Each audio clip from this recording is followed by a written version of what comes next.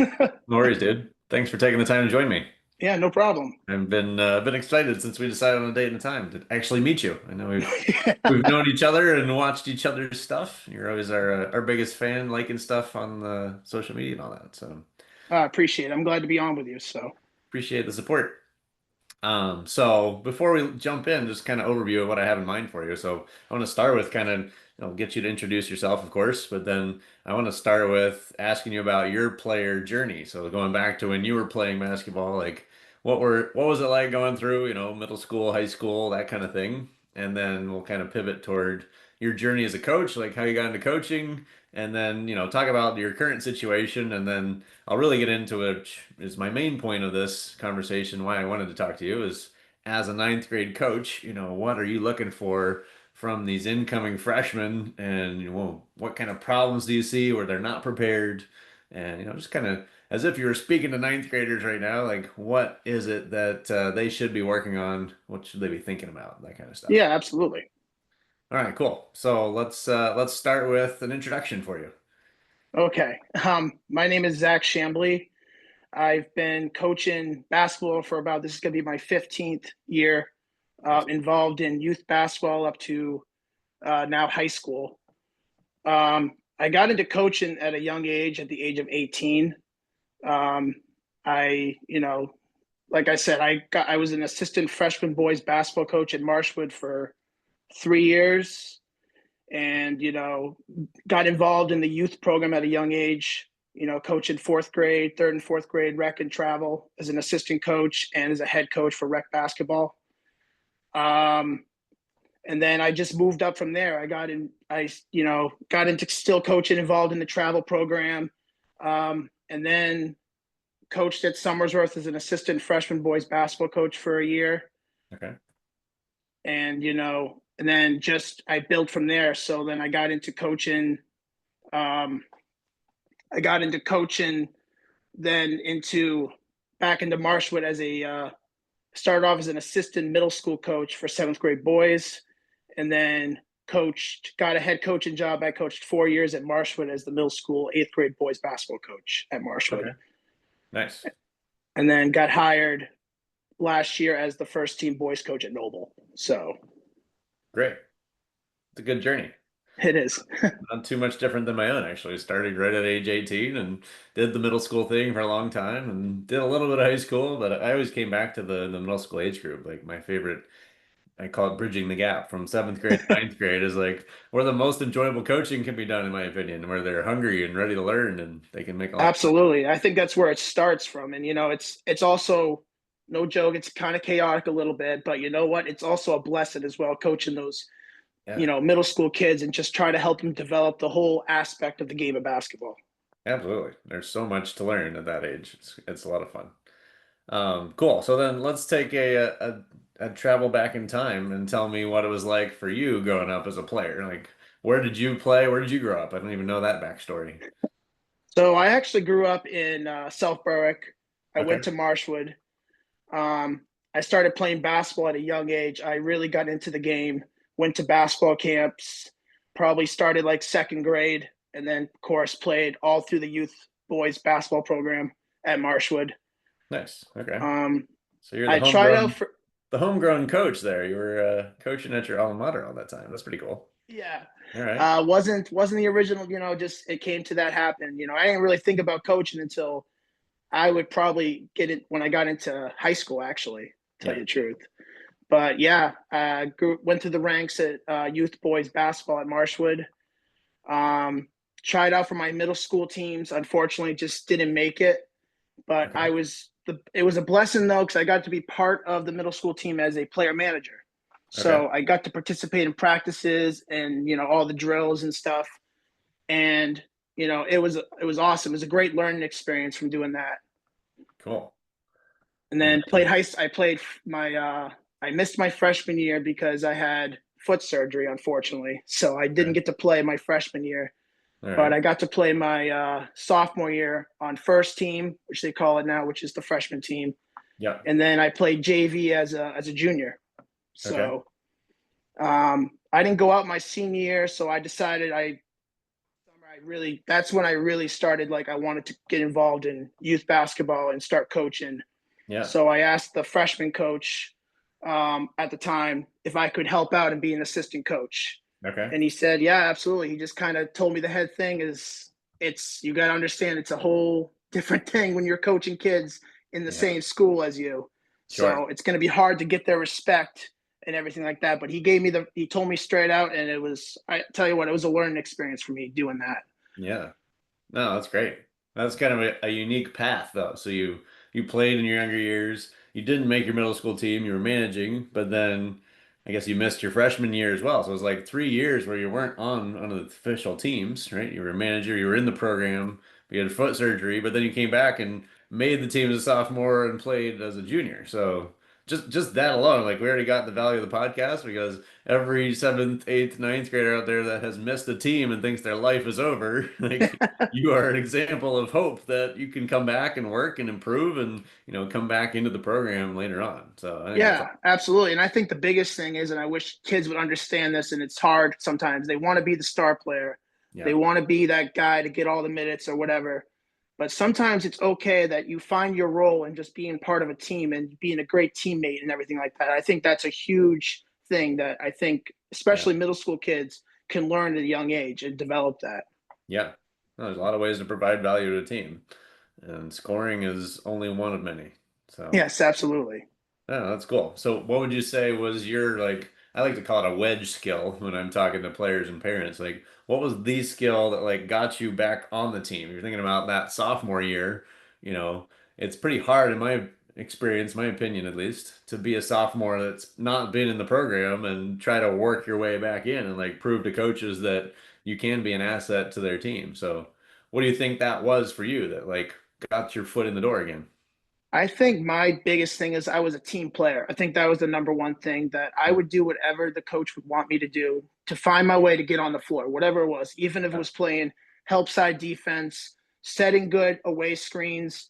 And I, my shot was pretty decent. I had a decent shot. Um, That always helps. that also helps, yeah. So, but I think being a team player was a big part. I would do whatever. I wasn't the quickest, I wasn't the fastest, but I would find myself on the floor and be in the right spot.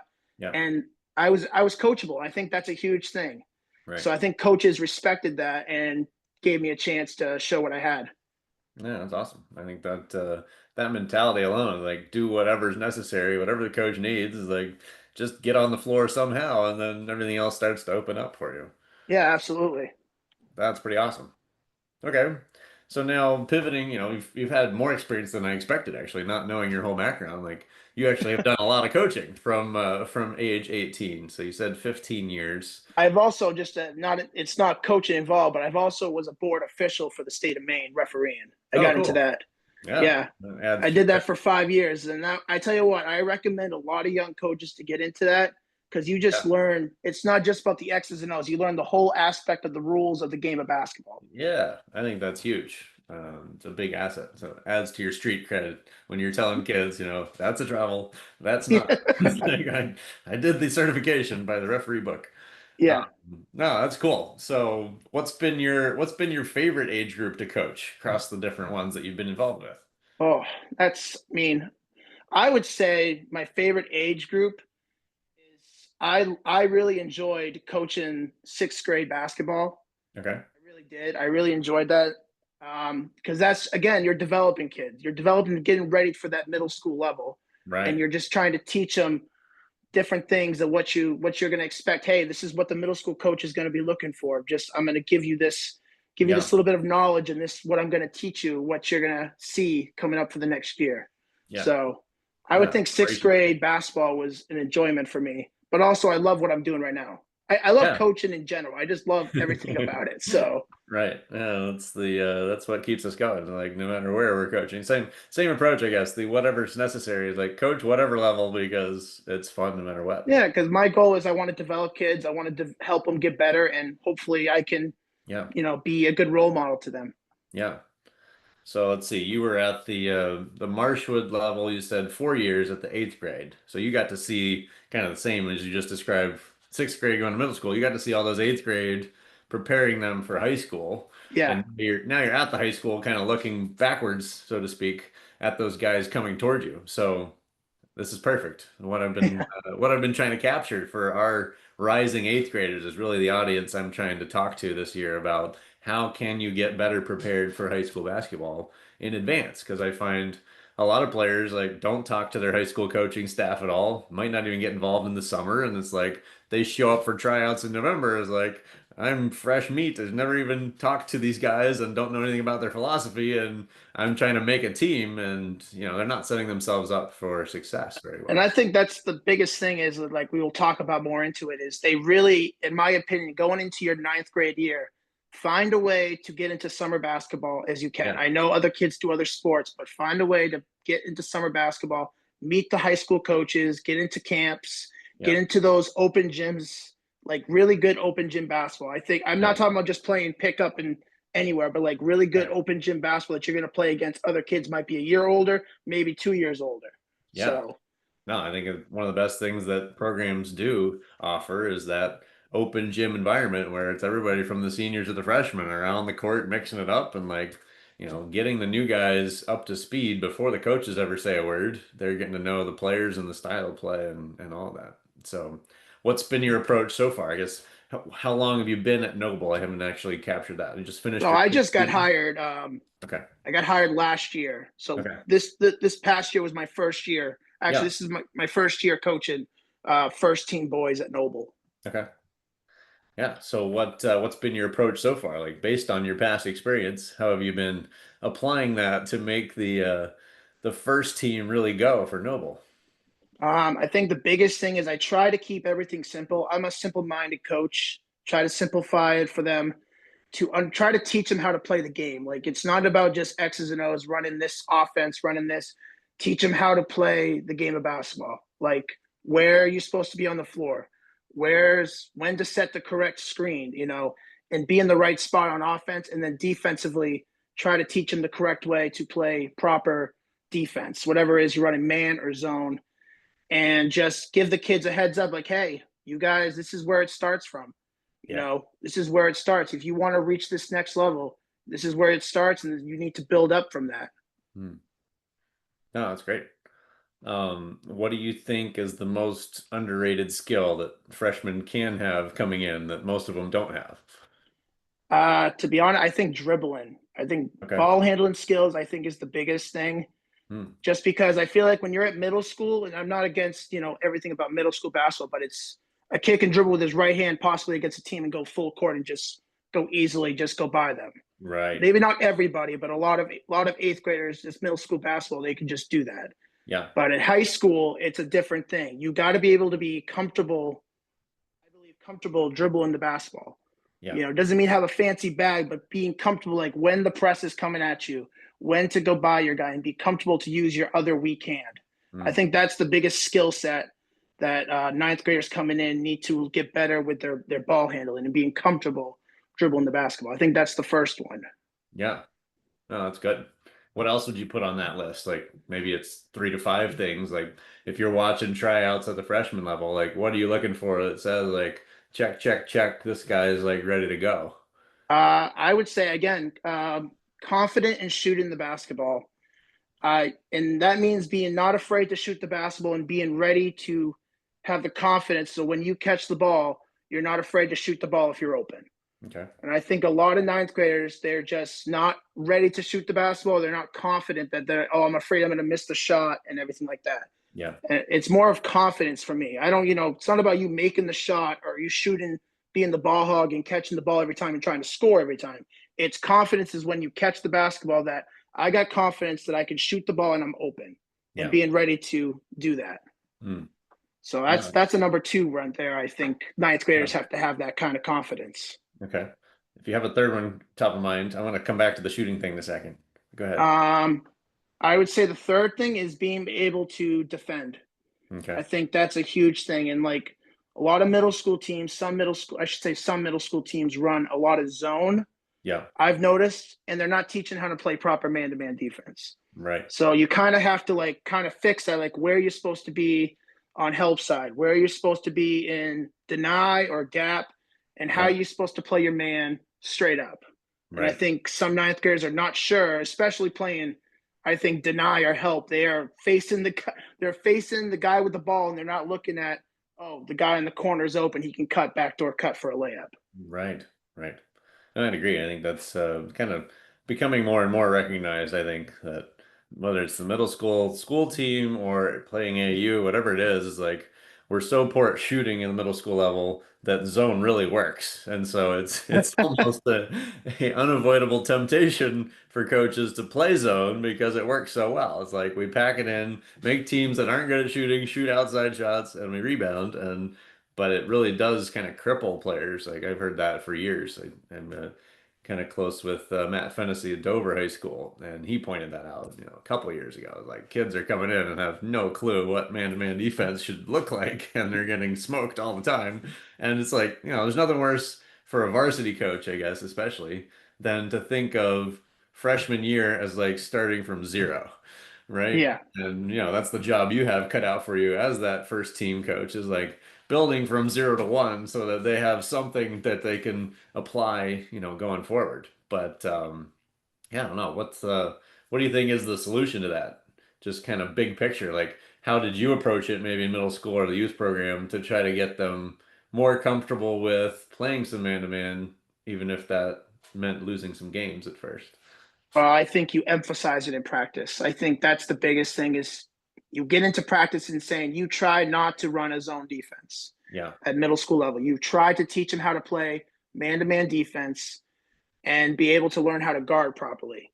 yeah, I think that's the biggest thing. And then also, I think I work on shooting. Like I'm talking about like really work on shooting, like game situations or even drills to teach them have confidence to shoot the basketball and just yeah, close out when the guy closes out, shoot the ball when you're open. The mm, guy's coming at you and everything. I think yeah, really emphasize those two things in your practices at all levels, but especially in middle school.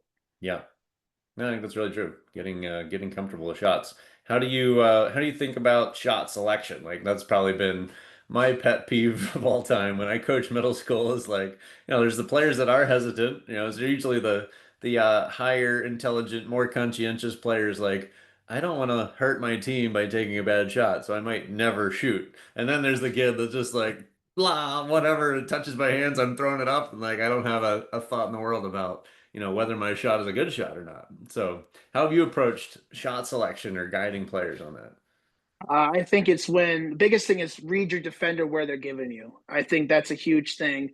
If the guy is giving you so much space, my philosophy is if he's giving you that much space, have the confidence to shoot the ball. Yeah, You gotta just you're ready. You guys giving you that much space. He's playing. He's backing off on you. That to me, that's a good shot. yeah, I think that's the first thing. And then the second thing is, again, moving without the basketball and getting correctly hands, footwork. Footwork's a huge thing. Having footwork ready to catch the basketball and yeah. shoot it with confidence and everything. Hmm. So I think that's a great point. I probably make that point 20 times a week. It's just like, your upper body shot could look beautiful, but if your feet are too slow or you're just not ready, it's like everything comes from that footwork readiness. Like you can't even make the decision to shoot if your feet aren't organized enough to get your body going. So, and I feel like some coaches they don't emphasize that in practice enough, in my opinion. yeah, And I think that's a huge thing that's going to hurt them in down the road is some coaches are not like going over it in practice. That should be like almost an everyday thing in practice. When you come in, you should be doing something to get them yeah, understanding their footwork and where your hands should be before the right. ball gets there and everything like that. Yeah. That just reminds me of a more general aspect of the transition, I guess, to high school. Like, what do you find shows up as a weakness the most, just based on the speed of play? If you're moving from middle school, we assume is going to be somewhat slower than high school freshman even is going to be. What do you notice? What shows up the most to you? Like weaknesses that are falling apart under pressure of speed because the game is faster. I think one thing is again, teams are running different types of presses at you. So bringing again, that comes down to my other point is being comfortable dribbling the ball on a full court press, like how to correctly do that and not just panic and curl up and just chuck the ball away. Yeah. I think that's a huge thing. And offensively, again, just moving without the basketball and being not afraid to shoot it and teaching them those type of pressures when they come at you. So Yeah. I think those are huge right there. How do you think about contested versus uncontested shots? It's a kind of a mind experiment I circle back to often and try to relay that to players the best I can. But I don't know, how do you approach that when you're coaching? Well, I'm big on if it's an uncontested shot, like a 3-pointer, I think that's a great shot. Yeah. That's uncontested three, guys closing out, not there yet. I Yeah. think that's the best shot. Uncontested threes, I prefer. And then I like contested layups because then you can get to the line possibly. Sure. So those are two things so big thing I talk to my kids is like, I want uncontested threes and then contested layups Okay. in my opinion as a coach. Yeah, I mean, I would agree with that. It's like the absolute ideal would be uncontested layups, but those are pretty hard to come by. So like being comfortable and able to finish contested layups and draw fouls is kind of, next best there. I often hear players request to work on how to shoot better contested shots. Like they want to make more shooting contested. And it's usually like a player that's working on off the dribble shooting. Like, they're trying to take like the bottom of my list would be off the dribble, contested, mid-range, right? It's Yeah. like, but that's what they all want to work on. So Yeah. I don't know. Have you found that like players talking about that or wanting to work on that? How have you approached it? I haven't heard much. I didn't hear much this year about of how to work on that type of stuff. Mhm. I think at middle school, I think a lot of kids want that. They want that guy to come in their face and try to shoot it over the top of them. Right, right. And I think it really comes down to is as coaches, we need to teach them like again, like read your defense of where the guy is giving you. And I Yeah, think a guy's not close enough and you shoot it over him. I think that's a great shot right there. He's not contested. right. He's close, but he's not on you completely that you have no space to do anything. Yeah. No, I think that's the real refinement challenge that we have is like, what is contested, first of all? Like start with the definition. How close is close? How close could he block me? How close is he overplaying his hand and he's actually out of position? And now my drive is a way better, quality shot kind of Well, if thing. he's closing out fast, that's an Okay. automatic to me is a drive to the basket. It's Yeah, guys closing out fast, boom, it's a rip through trying to score a layup and get to right. the line or whatever. No, that's great. There's a lot of work to be done on just that decision making because it happens. I always take the 80-20 approach whenever possible. It's like this thing that happens 80% of the game is what we want to work on, and that it might be 20% of the total skill of basketball that we're capable of. But if you get good at that 20% and do it 80% of the game correctly, then most everything else is going to take care of itself. And that's one of them is like close out decision making. Can you shoot it when you're open? Can you drive it if you're not? And make that quick and decisive action that just creates all kinds of advantages for your team, even if you're not the one ending up scoring it. Yeah, A absolutely. lot of good stuff can be built out of that. All right. What else would you tell a rising ninth grader? So eighth graders are doing graduations this week, and they're going to start looking toward fall tryouts in high school. What do you think they should be working on like this summer to prepare for high school ball? Well, we kind of said it earlier, but I think the biggest thing is talk to the varsity coaches, JV coaches, and find out when these, again, open gym, like good open gym basketball. I think that's a huge thing. Like Yeah, good open gym basketball, not just playing with your buddies and fooling around, but like good open gym basketball that's monitored and everything like that. And get to like find out like, hey, we're in these summer leagues. Like there's game scrimmages. Can I yeah, be part of that? Maybe get some minutes in there or something like that. I think that's a big thing. Try to get involved in that.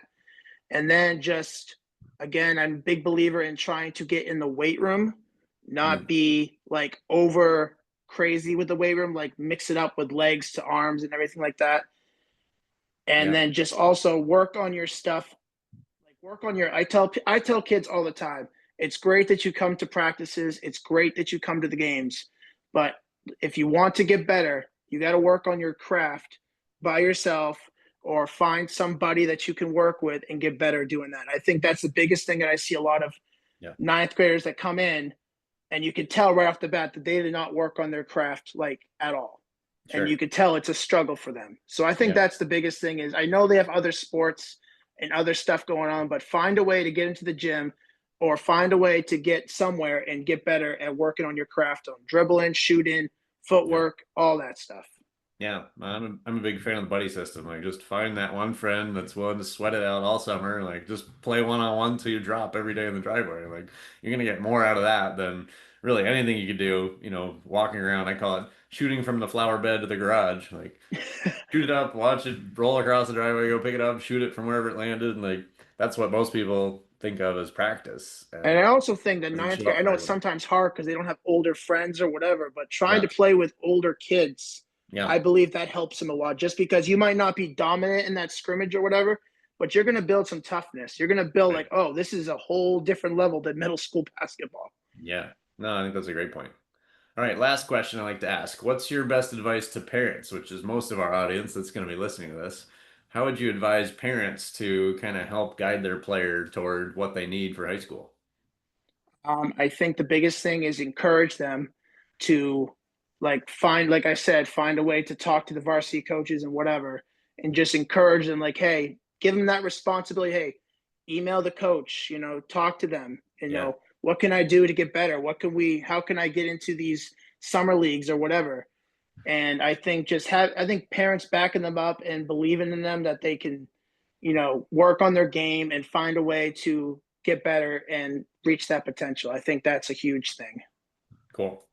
I think there's a lot can come from that parent support. And then I like what you said, like give the player the responsibility. Like, I'll help you craft this email, but we're going to send this from you to your high school coach and get in touch and get set up with getting the summer action started. I And think that's great. also get into like going to see like if they want to pay the extra money to go see you, for example, to get better at your stuff. I think Mm. that's a huge thing too, and try to help them achieve that opportunity. Sure. Yeah, I think it's always a good time of year right now. Like, you come out of eighth grade, maybe you didn't play spring basketball, but you're looking toward that tryouts where we commonly get a lot of players. Like, I got 5 months to get myself ready for tryout time. And yeah, really a lot can be done. Even if you don't feel ready now, like putting in some work to get prepared and feel prepared as you're in tryouts can really make a difference in how you show up. So. Absolutely. Awesome. Well, this has been a great conversation, Zach. I appreciate your time. I got to jump down to the court to get a workout started right now. So, All right. Well, good to talk to you, BJ. I wrap up appreciate it. here. I got to get a game schedule from you this fall and come and see some Noble games. Absolutely. You're welcome anytime. That'd be awesome. All right, dude. Have a good rest of your day. You as well. Bye. Bye.